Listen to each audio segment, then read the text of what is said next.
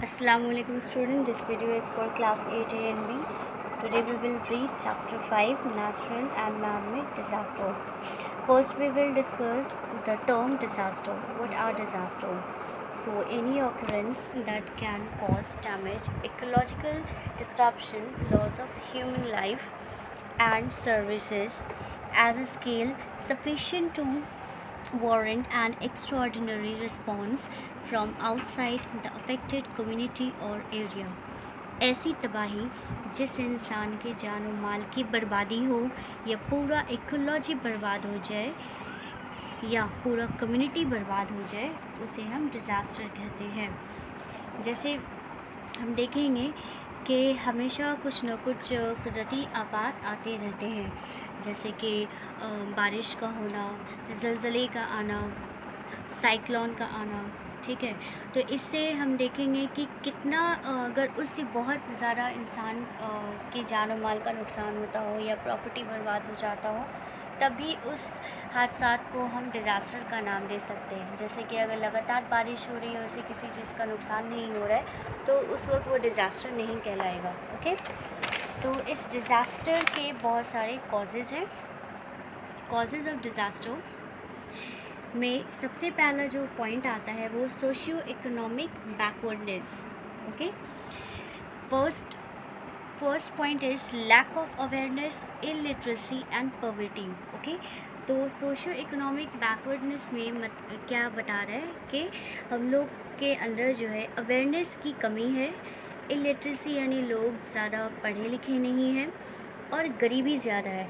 इसका एग्जांपल हम देखेंगे कि वेस्ट बंगाल और उड़ीसा के कोस्टल एरिया में आए दिन साइक्लोन आते रहते हैं। ओके, क्योंकि वहाँ पे साइक्लोन का डेवलपमेंट होता है, तो जिसकी वजह से बहुत सारे जान और माल का नुकसान होता है।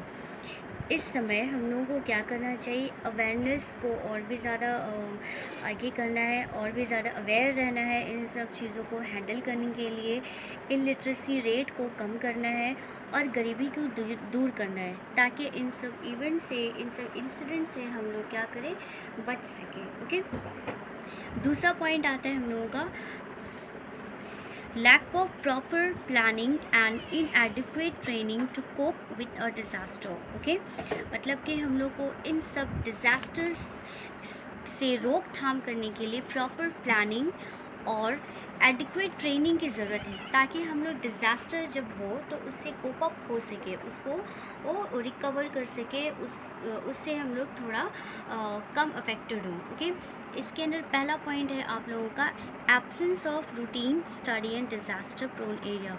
ओके, हम लोग को क्या करना है कि स्टडी करना है डिज़ास्टर प्रोन एरिया में। जैसे कि इससे पहले पॉइंट में था ना कि वेस्ट बंगाल और उड़ीसा में आए दिन साइक्लोन आते रहते, तो that areas are cyclone prone area. Okay, वहाँ पे कभी भी साइक्लोन आता रहता है, तो हम लोग को एक अंदाज़ा मिल गया है कि वहाँ पे साइक्लोन आएगा, तो उसे हम लोग को अब आइंदा दिनों के लिए होशियार रहना है और डेली रूटीन इसके लिए फॉलो करना है, ताकि अगर आता है साइक्लोन आता है तो उसको रिकवर करने के लिए या उससे हम लोग जो अफेक्टेड हो जाते हैं, उससे असरअंदाज हो जाते हैं, उससे बचने के लिए क्या किया जाए। Absence of plan development in the area. अब हम लोग देखेंगे कि वो कौन सा एरिया है जहाँ पे डेवलप नहीं हुआ है। ओके, तो यहाँ पे किस चीज़ की कमी है, प्लान नहीं हो रहा है, वहाँ पे प्रॉपर प्लानिंग नहीं हो रही है, वहाँ पे इस चीज़ की एब्सेंस है, इस चीज़ की कमी है। ओके, जिससे लोग जो है ज़्यादा अफेक्टेड हो जाते हैं। Absence of train disaster, well train disaster management team. Okay, एक प्रॉपर मैनेजमेंट टीम की बहुत ज़रूरत होती है इन वक्तों में। ओके, तो इन सब चीज़ों की कमी है। Lack of infrastructure to manage a disaster, infrastructure की भी कमी है। फॉर एग्ज़ाम्पल अगर हम लोग देखते हैं कि बद्रीनाथ में केदारनाथ फ्लड्स जो कि 2013 में जून में आया था, जिसकी वजह से पूरा वहाँ का नक्शा ही बदल गया। Okay, you can see in the image after and before. Okay, किस तरह से पहले वो जगह था और आफ्टर फ्लड्स ओके वो कैसा हो गया। तो यहाँ पे किस चीज़ की कमी थी? वेल ट्रेन मैनेजमेंट टीम की कमी थी। ओके, उसके बाद हम लोग देखेंगे चोराबाड़ी ग्लेशियर लेक। ओके, उस ग्लेशियर के पिघलने की वजह से ही ये केदारनाथ फ्लड्स का सबब बना। ओके, ये जो आइस जो मेल्ट हुआ वहाँ पे और फ्लड आया, यानी बारिश, लगातार बारिश हुई और बर्फ़ का पिघलना, ये दोनों की वजह से वहाँ पे फ्लैश फ्लड हुआ, जिसकी वजह से 2013 जून में केदारनाथ में बहुत ही हैवी फ्लड आया, जिससे बहुत ही जान और माल का नुकसान हुआ। बहुत सारे लोग घर से बेघर हो गए और केदारनाथ का पूरा नक्शा ही बदल गया। तो स्टूडेंट्स, यहाँ पे हम लोग देखेंगे कि डिज़ास्टर जो होता है वो तो कुदरती हादसात होते ही हैं। ओके, ये सब नेचुरली होता है, लेकिन ये सब से बचने के लिए, इसको रिकवर करने के लिए, इसको हम लोग को प्रॉपर प्लानिंग की ज़रूरत होती है और इसको अवेयर करने के लिए भी प्रॉपर प्लानिंग और वेल ट्रेन मैनेजमेंट टीम की ज़रूरत होती है। Next point is population explosion resulting in indiscriminate exploitation of forest and illegal construction of buildings। Okay, कुछ जो है मैन मेड यानी इंसान के हरकतों की वजह से भी हम लोग देखते हैं कि डिज़ास्टर का होना बनता है, जैसे indiscriminate felling of trees. Okay, जैसे लकड़ियों का, जंगल का सफाया करना। Okay, inefficient drainage system, illegal construction. Okay, ये 3 पॉइंट बहुत ही ज़्यादा इम्पॉर्टेंट है। आजकल क्या करते हैं लोग जो है इंडस्ट्री को इस्टेब्लिश करने के लिए जंगलों का सफाया कर रहे हैं, लकड़ियों को काट दे रहे हैं, जिसकी वजह से बहुत ही ज़्यादा प्रॉब्लम और हम लोग को सफ़र करना पड़ता है। और ड्रेनेज सिस्टम प्रॉपर वे में नहीं है, जिसकी वजह से बारिश के टाइम में पूरा वाटर लॉग हो जाता है। तीसरा है कि इलीगल कंस्ट्रक्शन, यानी इलीगल तरीके से कंस्ट्रक्शन का काम होता है और देखते हैं कभी कि वो पूरा बिल्डिंग ही गिर गया। तो ये सभी कारण है। यहाँ एग्जाम्पल हम देखेंगे, the floods in Mumbai in 2005 is a case in point. Okay, ये तीनों पॉइंट इससे रिलेट करते हैं कि मुंबई में जो फ्लड आया था 2005 में, वो illegal construction inefficient drainage system की वजह से हुआ था, जहाँ पे लगातार बारिश हुई थी और बहुत ही हैवी फ्लड आया। illegal building construction, poor planning and maintenance of old buildings and depletion of mangroves from the shoreline. Okay, it would not have been such a deluge had it occurred about 100 years ago when the population was 10 times smaller than today. क्या बोल रहे हैं यहाँ पे कि यहाँ पे जिस तरह से लकड़ियों का सफाया हो रहा है, इलीगल बिल्डिंग का कंस्ट्रक्शन हो रहा है, पहले जो है इतनी ज़्यादा आबादी नहीं थी, लेकिन अभी आबादी दिन ब दिन जो है वो 10 टाइम्स बढ़ गया है पहले के मुकाबले में। तो लोगों को रहने के लिए जगह चाहिए, तो लोग क्या करते हैं, अभी पुराने बिल्डिंग को रिपेयर कर देते हैं, उसको ठीक तरह से मजबूती नहीं देते, जिसकी वजह से वो बिल्डिंग क्या हो जाता है, गिर जाता है, जिससे क्या होता है, प्रॉपर्टी के साथ साथ जान का भी नुकसान होता है। तो ये होता है डिज़ास्टर। ओके, जहाँ पे हम लोग देखेंगे नुकसान हो रहा है।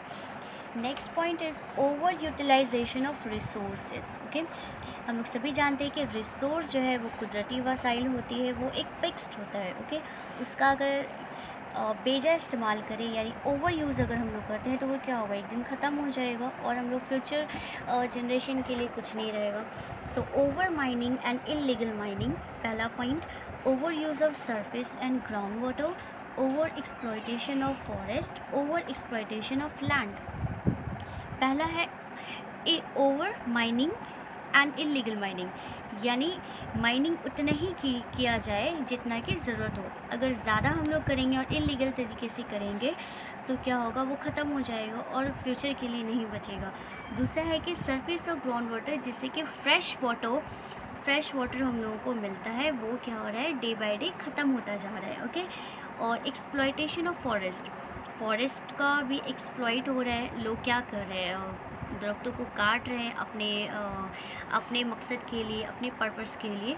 तो ये सब बिल्कुल गलत है, ये एनवायरनमेंट को डिस्टर्ब किया जाता है और इससे जो नुकसान होता है वो सिर्फ हम लोग को ही झेलना होता है।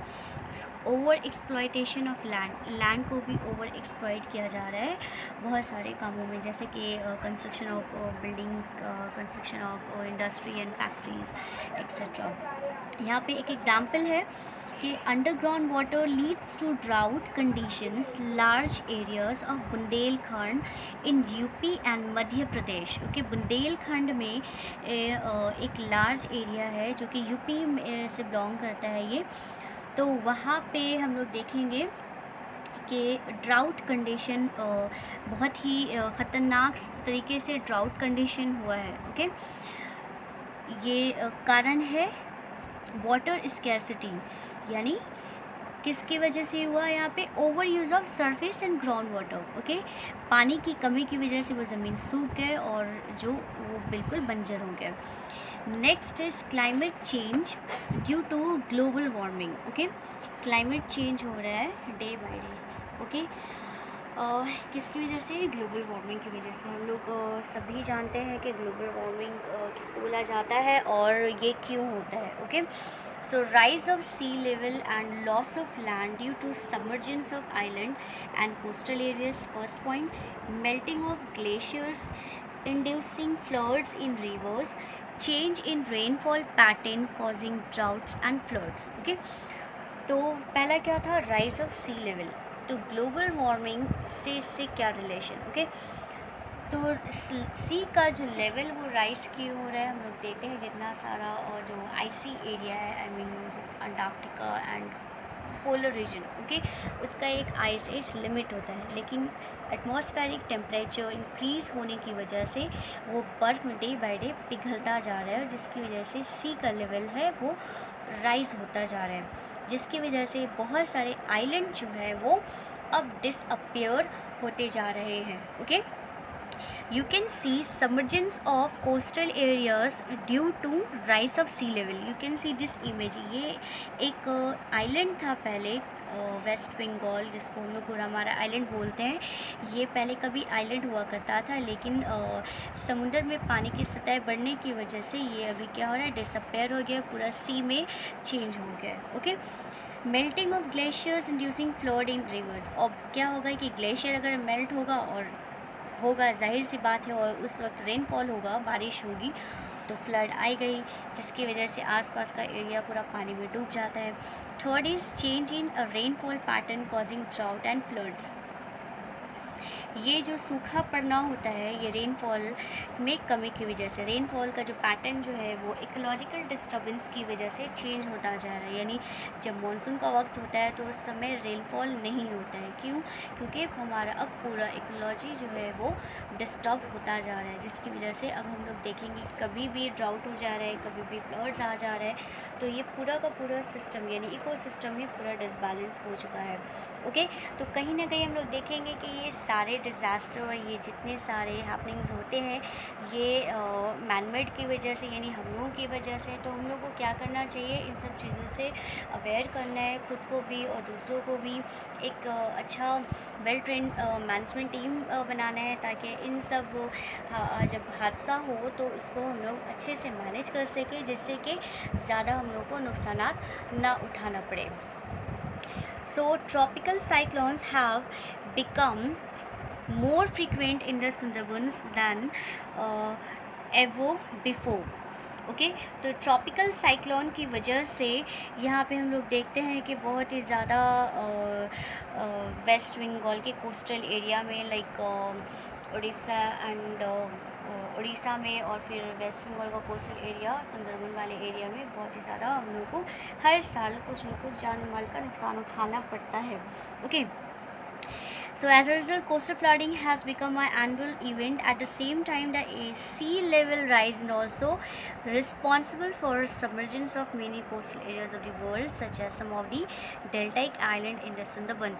सुंदरबन में अभी हम लोग देखेंगे कि बहुत सारा जो आइलैंड है सुंदरबन में वो अभी डिसअपेयर हो चुका है। Okay, so just because of these rise of sea level and global warming. Okay, I hope students कि आप लोग को ये इतना टॉपिक समझ आया होगा। प्लीज़ आप लोग इसको घर पे अच्छे से रीड करें, जो कि पेज नंबर 42 एंड 43 में है। ओके, यहाँ तक से रिलेटेड कुछ क्वेश्चन है मैथ्स एक्सरसाइज में, आप लोग देखिए उसको, which is page number 52। Question number 4A, what is disaster? Number B, how does population explosion contribute to disaster? Okay, ये 2 क्वेश्चन जो है आप लोग को सॉल्व करना है। ओके, थैंक यू, अल्लाह हाफ़िज़।